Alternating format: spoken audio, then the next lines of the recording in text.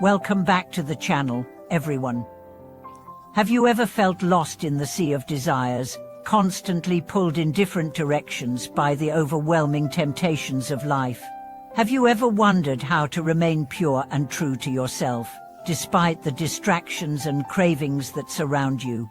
Today, we'll dive into the timeless wisdom of the Buddha, which teaches us how to stay centered and unaffected by the desires that pour at us, just like a lotus flower that blooms untouched by the mud in which it grows.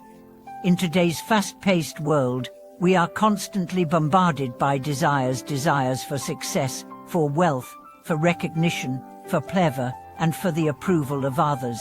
These desires are often not inherently wrong. After all, they are part of what drives us to achieve and grow. However, when we become overly attached to them, when we start to define our happiness and self-worth based on their fulfillment, we can easily become entangled in a web of dissatisfaction, anxiety, and unfulfilled longings.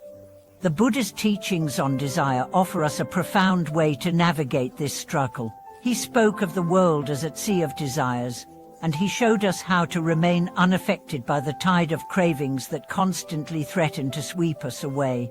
The Buddha used the metaphor of the lotus to teach us how to stay true to ourselves in the midst of these desires. The lotus grows in muddy water, yet its petals remain untouched by the mud.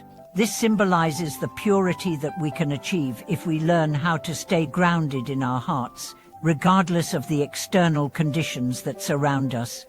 Let's begin by reflecting on what it means to be contaminated by mud. In a spiritual context, that mud represents the desires and attachments that cloud our perception of reality.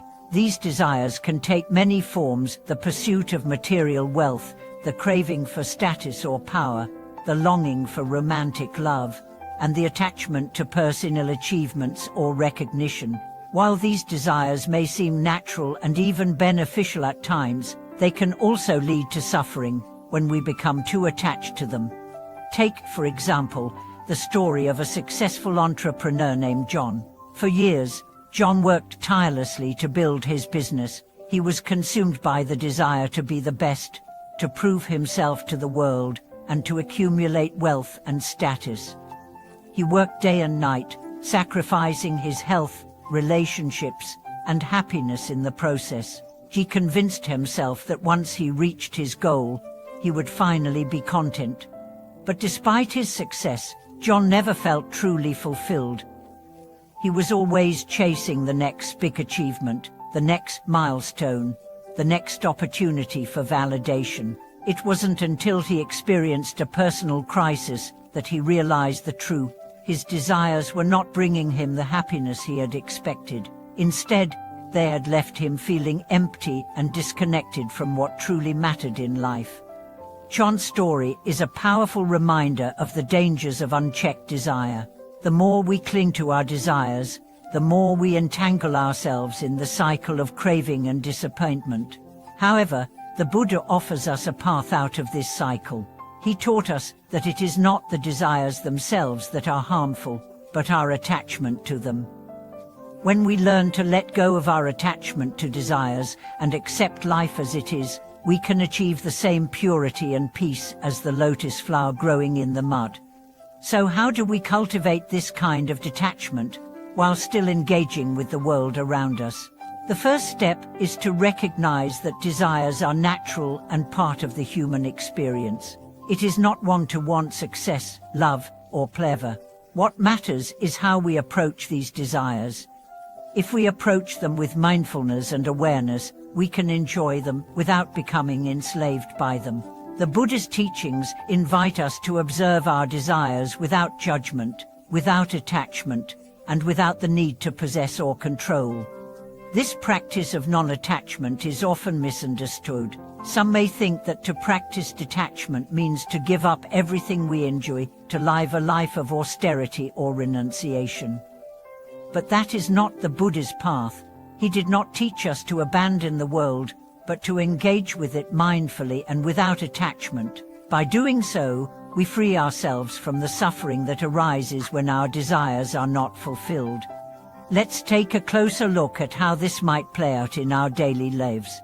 Imagine you are in a relationship and you have a deep desire for love and connection. This is a natural desire, and there is nothing wrong with wanting affection and companionship. However, if you become too attached to this desire, you may start to feel anxious or insecure when your partner does not meet all of your expectations. You may begin to define your worth based on how much love or attention you receive. This attachment to the desire for love can create suffering, as it places your happiness in someone else's hands. Instead of becoming attached to the desire for love, the Buddha teaches us to approach our relationships with openness and acceptance. By practicing mindfulness, you can observe your thoughts and feelings without judgment. You can appreciate the love and connection you share with your partner without demanding or expecting anything in return.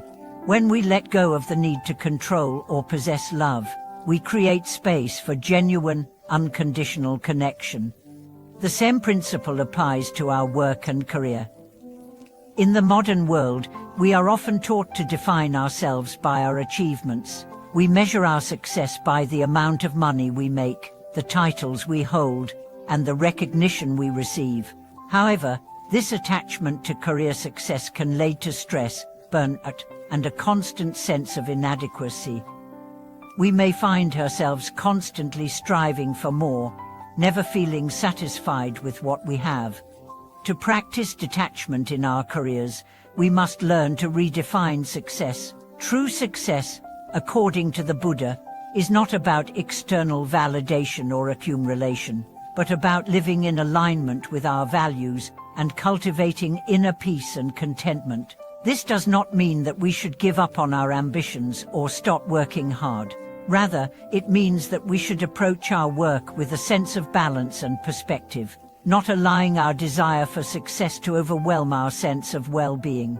When we can find joy and fulfillment in the process itself, rather than in the external rewards, we can achieve true success. In our pursuit of material wealth, the Buddha's teachings offer us valuable insights. We live in a world that constantly tells us that happiness can be found through possessions and wealth. Advertisements, social media, and even our own desires push us to seek more money, more possessions, or status.